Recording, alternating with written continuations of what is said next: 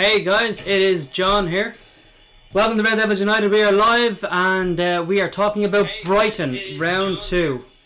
Welcome to Red Devils United. We are live and we are talking about Brighton round 2. That was my phone. So, just going live. This is only the second time we've done it, so we're going to have a few problems, and that was one of them. But that is off. I had to have the YouTube page on so that I can see some of the live chat come in, and that will allow me to have a bit of back and forth with anybody that may be watching. So, Brighton, round 2. Again, this is going to be a tough game for a number of reasons. Firstly, Brighton battered us at the weekend. They were much the better side and created far more chances.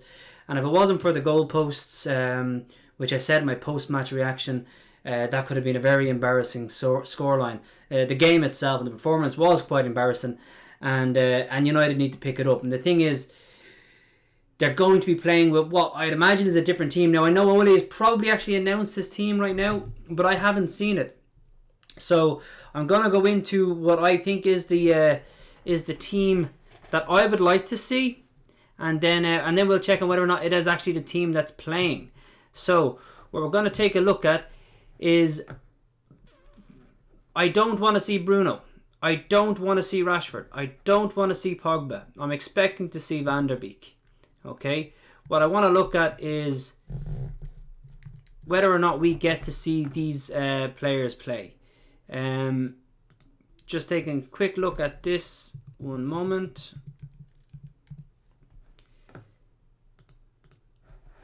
Bear with me.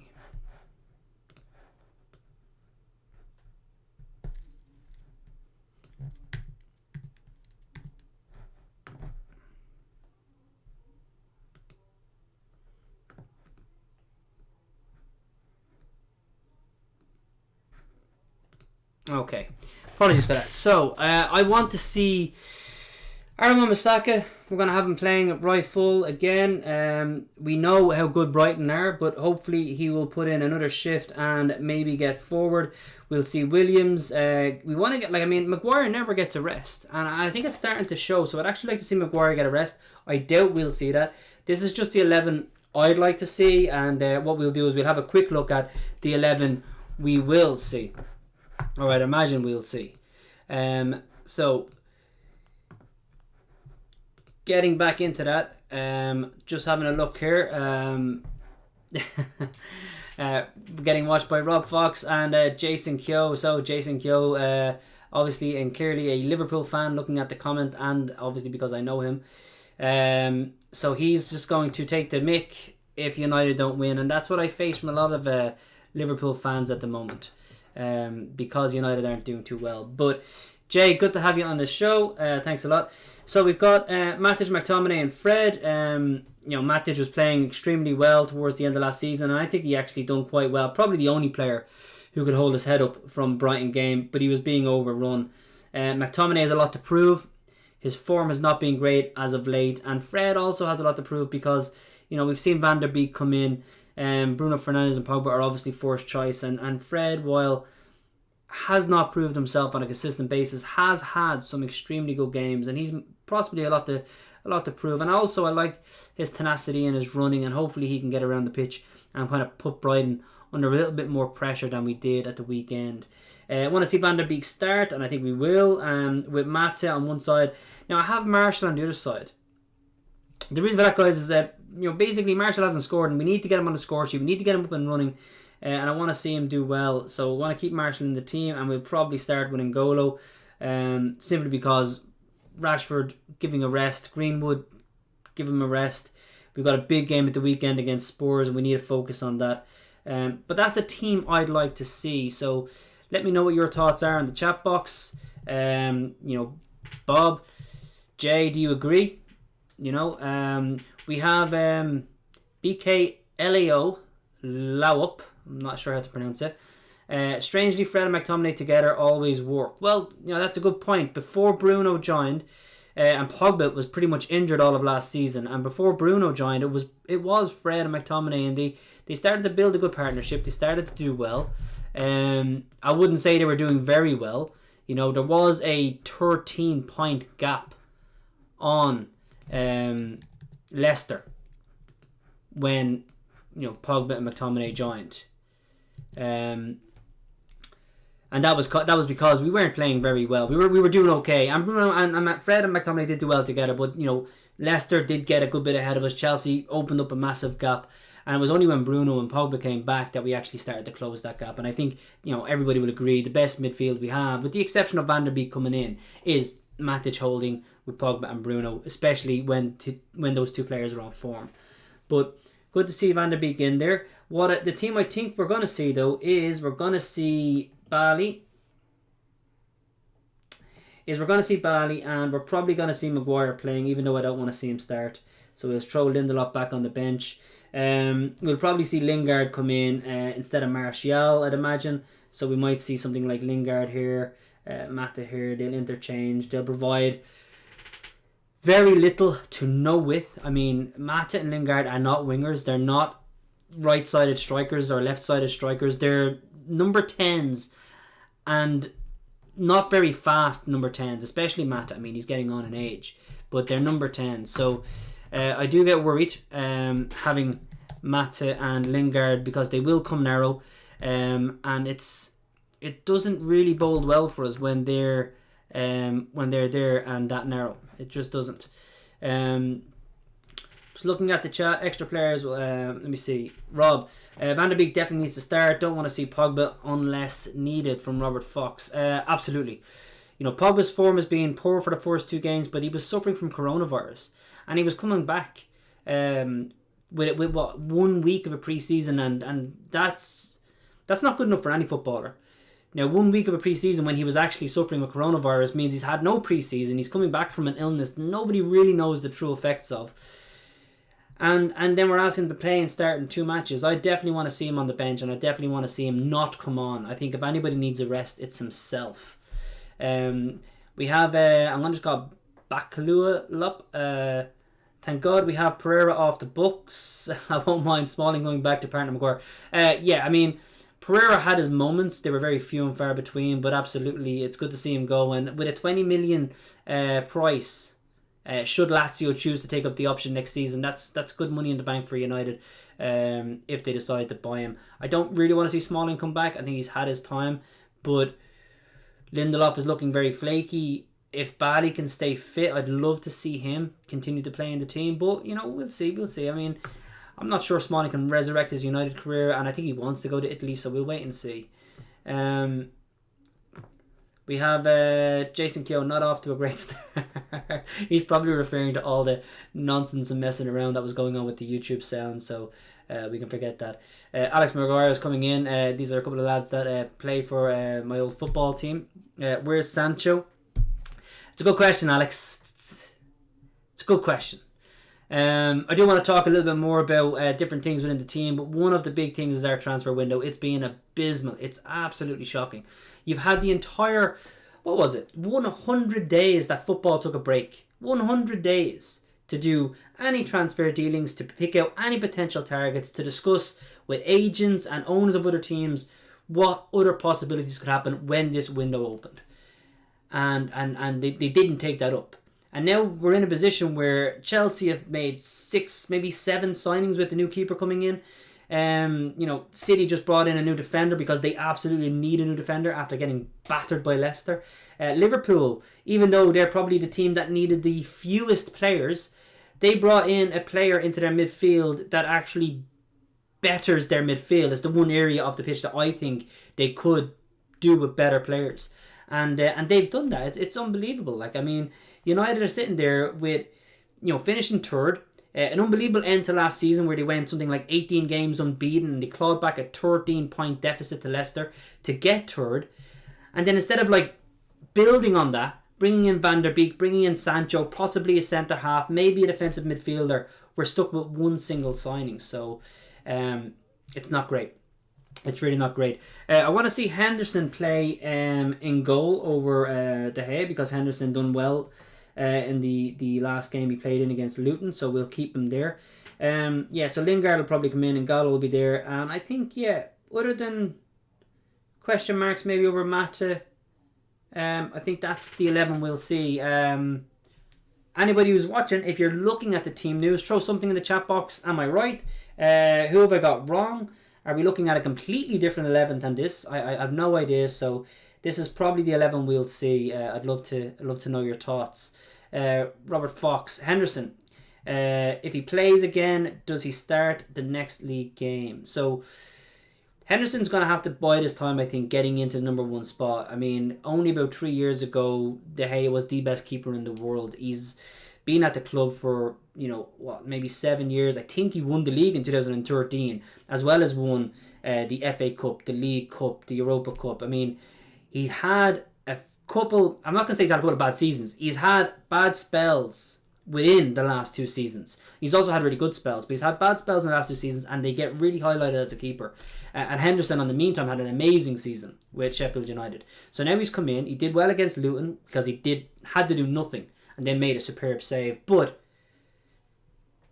De Gea equally against Brighton with a 1-on-1 save, stood his ground well, and he made a really good save when he was called into action. I'm not sure he could have done too much about the goals. I wouldn't really blame him in relation to that, especially against Palace. So no, I would say if Henderson does well, then that's great. He does well and he puts pressure on De Gea, but I still pick De Gea against Spurs.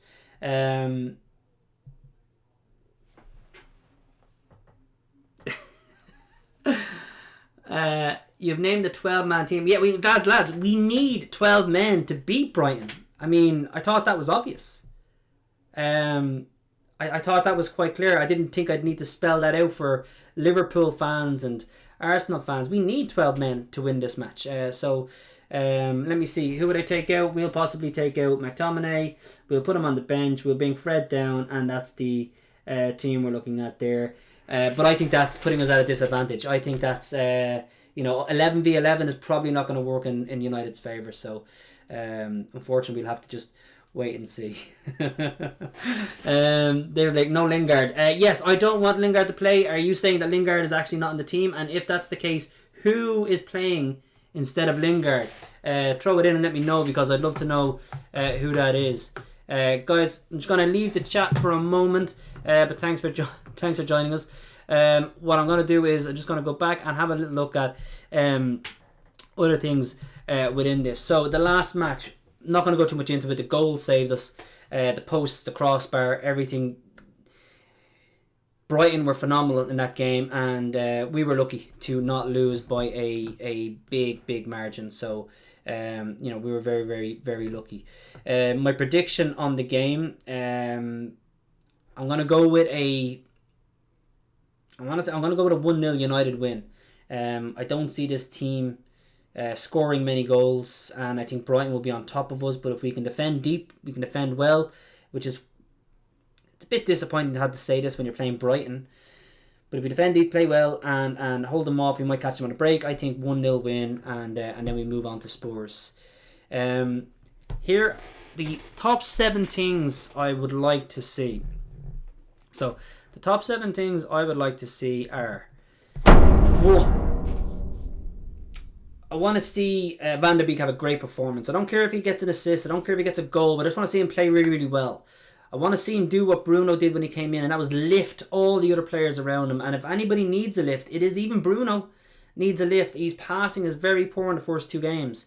Pogba absolutely needs a lift. And the rest of the players, Rashford needs a kick up the hole.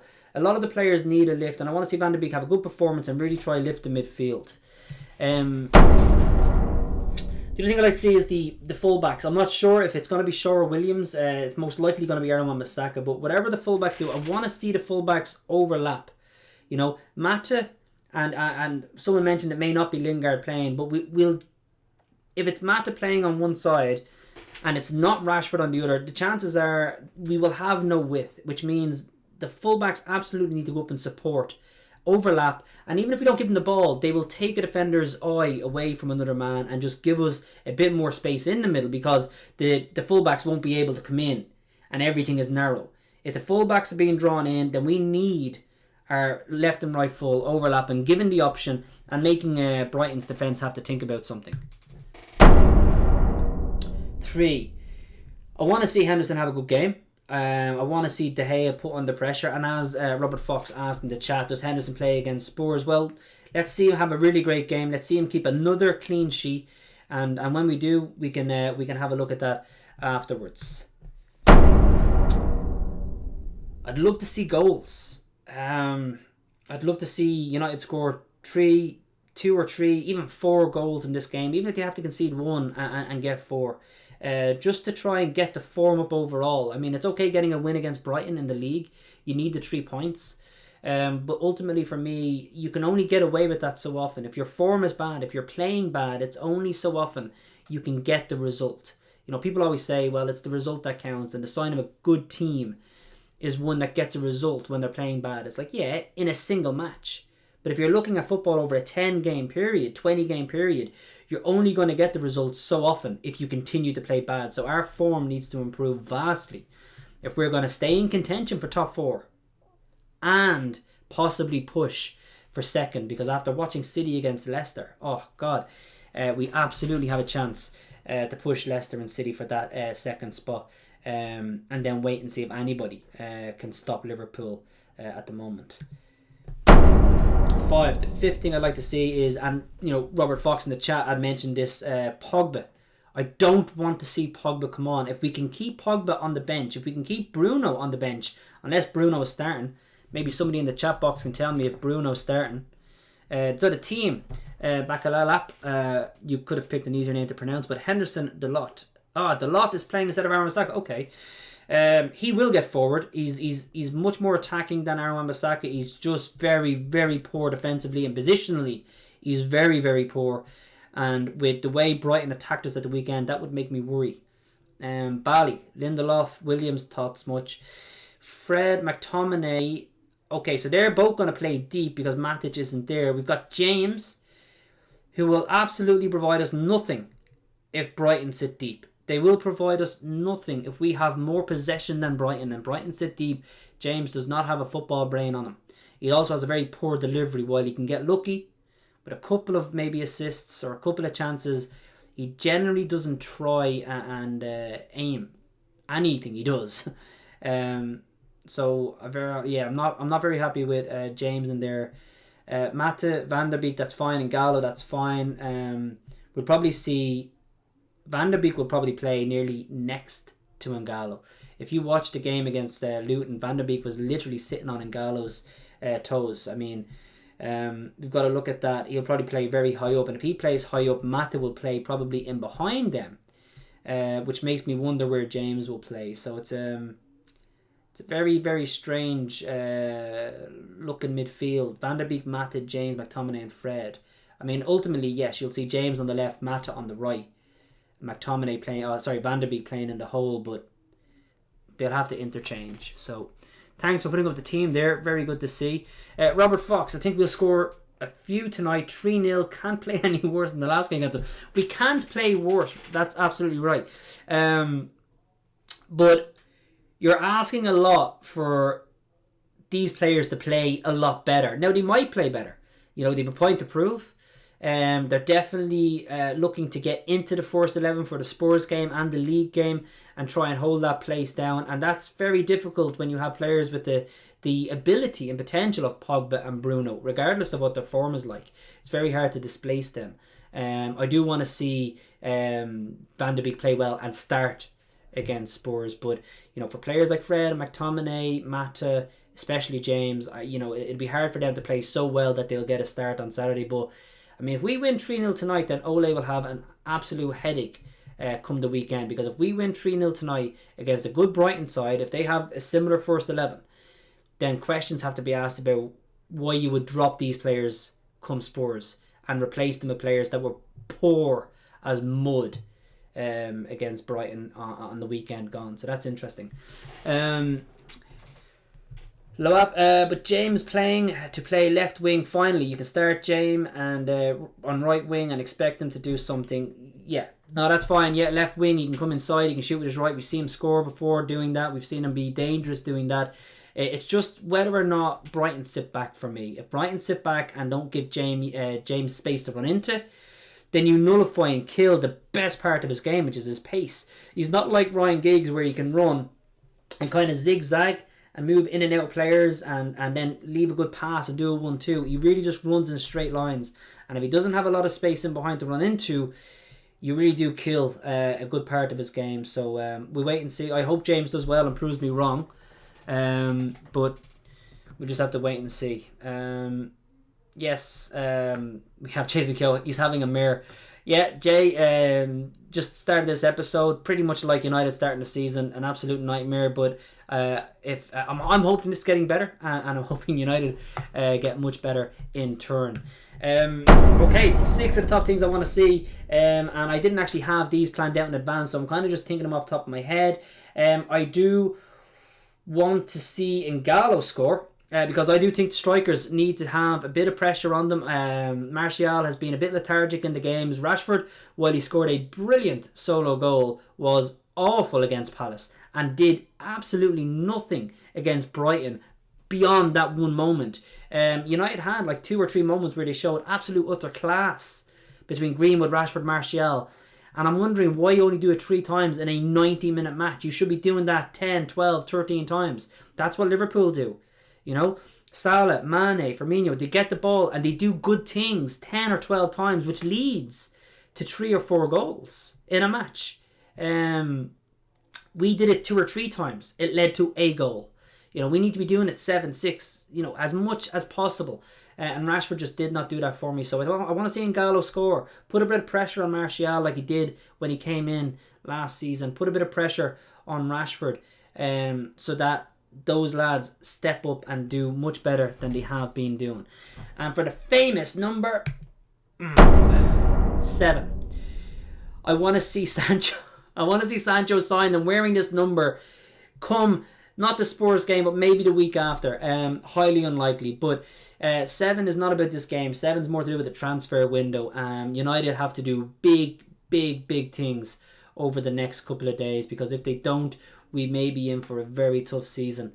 We need to bring in Sancho because he wants to, and Dortmund will sell. United are putting in apparently a 90 million bid or a 100 million bid, and Dortmund are saying no, it's 108 million pound, 120 million euro. So just bid the fucking 108 million pound. Don't bid 90, don't bid 95, don't bid 100. Why are you trying to save yourself 8 million? Why are you trying to save yourself 12 million? Just buy the player and move on. It's absolutely disgraceful that this transfer saga has gone on for so long, and it is absolutely destroying me. It really is. So that's the 7 things I would like to see happen, guys. Again, look, thanks for joining me. I'm not leaving just yet. The match isn't starting, but I would like, if anybody can please share with any of your friends, any of your social media. Help us build a community where we can have live episodes that go a bit smoother. We can have a bit of back and forth in the chat. I can give you shout outs on the chat box, answer any questions you have a bit of back and forth, and enjoy building a big community over what I hope is years to come, because this is just a little hobby that I want to enjoy, whether it's 5 people I chat to or 500, doesn't really matter. Just want to have a bit of fun and do my best to enjoy United's season, because it may be up and down. So getting back to the chat box then, right, we have Cleo Lop again. If we follow Sir Alex Ferguson's mentality, we would have had Vardy and Kane ages ago. Martial, Rashford, Greenwood are more of a supportive sub-players. Well, possibly. I don't necessarily agree with more of a sub-players. Like Martial, Rashford and Greenwood, let's keep 2 things in mind. First of all, Martial and Rashford were both injured last season for a quarter of the season. And Greenwood only came in maybe for 3/4 of it. So all 3 players only played about 3/4 of the season. One is 18, one is 22, and one is 24. They scored more goals than Liverpool's front 3 in all competitions. And they only scored 4 less than Liverpool in the league, if you want to just focus on the league. Now, Liverpool's front 3 are established. They've been together for 3-4 years. They're all 28 years of age. So these players are young and in time playing together, becoming more familiar with each other, and continually improving. That's the thing you have to do at United. If you stay stagnant, you're gone. So they need to continually improve. But they had their best seasons last season, only scoring 4 goals less than the Liverpool front three. So I think I see lots of potential there. But I think you're right. I think if we had Sir Alex Ferguson, I think Kane is bought, if not last summer, this summer. We get him this summer. Think about it. Imagine having Kane this summer to play with and to interchange with Martial, having Greenwood and Rashford on both sides. You could play Kane, Martial, Rashford. You could play Kane, Rashford, Greenwood. You could play Kane, Martial, Greenwood. I mean, you'd be able to give players a rest constantly. You could switch and change. It'd be like back in 99 when we had 4 strikers and we were chopping and changing them and giving them rests and really putting it up to teams that we were playing against, because they didn't know if they were playing against York and Cole, or York and Sheringham, or Cole and Sheringham, or Solskjaer and Sheringham, or Solskjaer and York. You didn't know.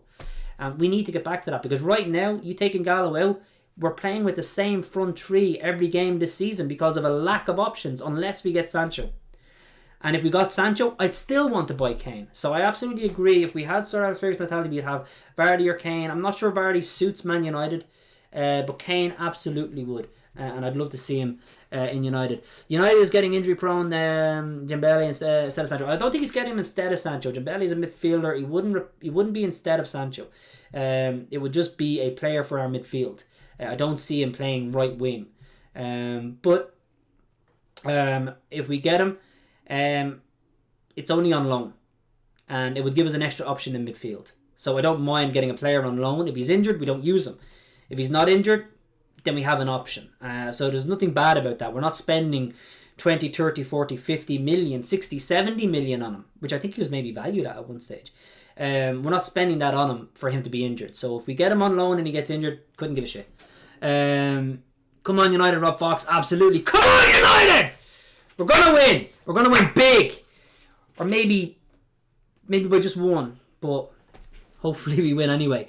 Them players are too young to say they can't be great for us. Absolutely. And in fairness, Rob, you're absolutely right. Robert Fox says Rashford, Greenwood, Martial, all too young to say they can't be great. You're 100% right. And first of all, I would disagree with can't be great. They have been great.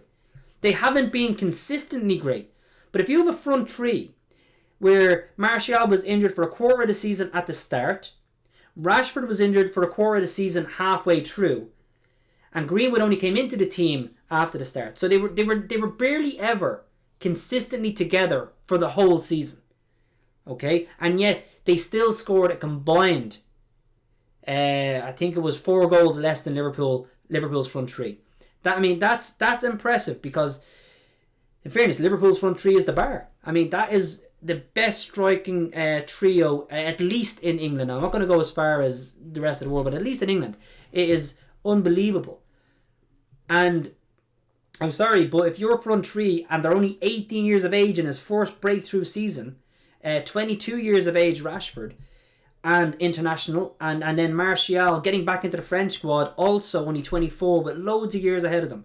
There's loads of potential there. Let me see. It's Jason Keogh. Now you're just going to believe us. Now you're going to believe us. It's always fun to have a Liverpool fan on the chat. Just throwing in a few deluded comments. I would like to say to Jay, enjoy it. You have been successful for all of 2 years. I can only imagine how starved of success you were before that. For anybody who doesn't know, Liverpool only won 4 trophies in the last 15 years. That was the FA Cup in 06. They won the League Cup in 11, and then they won the Champions League and the Premiership in the most recent 2 seasons. But they're the 4 trophies that those guys have won in the last 15 years. I don't have enough fingers to say how many trophies we've won in the last 15 years, but Liverpool fans so starved for success that they should enjoy the last 2 years. They've been fantastic. They've been unbelievable, and it's been hard to watch as a United fan. But you've got to hold take your hat off and say it's fantastic, well done. And I really hope that we can put it up to them this season. I mean, maybe it's one season too early.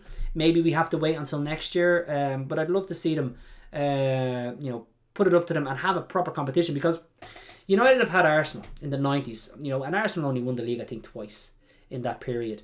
But United smashed them. They won the league like 13 of the last 20 seasons. Then we had Chelsea. Unbelievable rivalry. Brilliant. United went, I think it was 4 years. I might be wrong. Could be 3. But I think United went 4 years without winning the league or a trophy. Okay, so, I mean, it's not unheard of. But then we came back and we overtook Chelsea and it was fantastic. Then City came in. And we won the league 3 years in a row. 08, 09, 10. But then City won their first league title. And then we got Van Persie and we won it again in 2013, which is the last time we won it. And then City went on to dominate the teens. From 2011 to 2020, City were the dominant team, with Liverpool just sprinkling in a bit of class towards the end. But we played against Arsenal and we had a competition and a rivalry with Chelsea, Arsenal, City. I would love to see United have a rivalry with Liverpool and the two of them going head to head for a title. I think there's nothing more exciting than that for a Liverpool fan, because it's your greatest rival. For a United fan, because they're our greatest rival. Man City aren't. So I'd love to see that. Robert Fox, age is just a number, but growth happens over time. Absolutely, Rob. And coming for somebody who's tried to play football well into their late 30s, I agree. But especially with the younger lads, you got to give them time to improve, especially in time to improve together and work together in a different system. I mean, you also have to look at the front three and realise that they've been playing with loads of different midfielders. York, Cole, Sheringham, Solskjaer, they played with Keane, Scholes, and then sometimes Nicky Butt. They had Beckham and Giggs every time in the wings. You maybe get Blomqvist coming in for an odd game. You maybe have Solskjaer playing on the right. But most of the time, you have your odd Varane coming in. But most of the time, they were playing with the same midfield. Our front three now have been playing with Fred, McTominay. They've been playing alongside, Di Maria's, and they've had Falcao's there. They've had Zlatan's come and go. Then they had, you have Matic, your Fred, your McTominay, but then all of a sudden there's Bruno and Pogba, and now there's Van der Beek. So we need to get a settled midfield, a really good settled midfield playing really consistently well. And I think the front three will absolutely develop and be brilliant with that behind them. I mean, just look at how much the front three done when they got Bruno in, and all of a sudden the service to the front three start to improve. So we'll wait and see. Jason Keogh, be class in all fairness. Exactly. I mean, Jason Keogh, Liverpool fan, it would be class. It'd be absolutely class if United and Liverpool had a competitive season. I mean, we were fantastic for 25, 30 years. Now all of a sudden Liverpool, they've had their little drips in and out. 05 with the Champions League, and they did a couple of FA Cups. They had that treble winning season with the League Cup, Europa Cup, FA Cup. But United have been class 25 years. Now all of a sudden Liverpool are class. Liverpool are up there and they're playing spectacular football, and United are at their worst. Going through 3 or 4 managers, and all of a sudden now they're starting to get up there and get a bit of momentum, finishing third, but still nowhere near where they need to be competitive with Liverpool. So really want them to do that soon. And you're right, it would be absolutely class. Laup, can you give younger players a chance in other positions but not forward? Forward is the most important job ever. Absolutely, you're right and you're wrong. Okay, you're right. It's a very important position and you need established strikers to do well. But Man United bought Rooney when he was 17 and he played up front. Okay, we got Ronaldo. Yes, he may have been a winger, but he was an attacking winger playing pretty much the role of Rashford, because he didn't track back, but let's be honest. And he was 18. Okay, Ryan Giggs is a winger, pretty much playing Rashford's role, but he defended better. He came in and he was 17. Okay, so yes, you do want an established striker, especially to help bring younger players along, like Cantona did.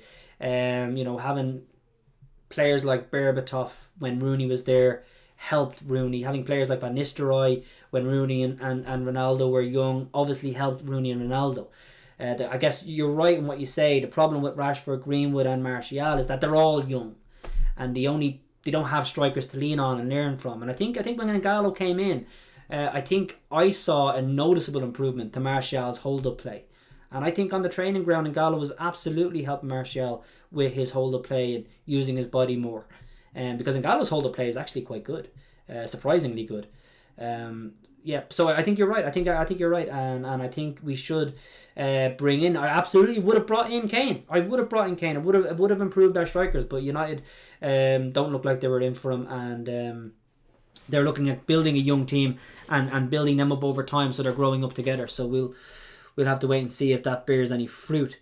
Robert Fox, couldn't listen to you and Jay if it was head to if a club want to give forward any academy players, then they can forget about trophies. Simple. Well, I disagree. Yes, Rooney and Ronaldo were world class, but they're not from the academy. That's kind of irrelevant. They were 17. If you have an academy player coming in, I mean, let's not forget, Greenwood came in and scored 17 goals. I mean, that was brilliant for a player's first ever breakthrough season. How many goals did Rooney score for us in his very first season in the league, and so forth? And let's not forget, Rooney had a much better, more established, more settled team around him. Greenwood did not and does not, even today. So, if I think Pogba was from our academy, and granted we bought him back, but we still developed him in our academy. He's still world class, and he's in a very important role. But if striker comes through the academy and scores a ton of goals like Greenwood has, then you give them a chance. And in fairness, Greenwood is one of the few players that has taken it with both hands. I would not deny him the opportunity we've given him, and I would not deny him getting more and more game time this season. Alright, boys, so the game is starting and I am going to go and watch it myself. Robert Fox, thanks for letting me know on the chat. Guys, thanks for joining us here at Red Devils United. Please like, subscribe, share with your friends, build up a community, and I will be live after the match if anybody wants to have a quick chat about what will hopefully be a great win for maybe 5 or 10 minute video. But again, thank you very much for joining me. Really appreciate everybody jumping on and having a bit of a laugh. It's been good fun, and I shall talk to you all, very, very soon. Enjoy the match, boys and girls. Have a good one. I am looking forward to this now. Adios. Glory, glory, Man United, as the Reds go marching on. Welcome to Old Trafford. It's the bitter of our dreams, the power and the glory of the Shepherd and we'll sing. The Musty boys will take the pitch with marching at their feet as the Reds go marching on. Glory, glory, Man United. Glory, glory, Man United. Glory, glory, Man United. As the Reds go marching on. This shirt belongs to you. Always has, always will. Chevrolet, proud supporter of Manchester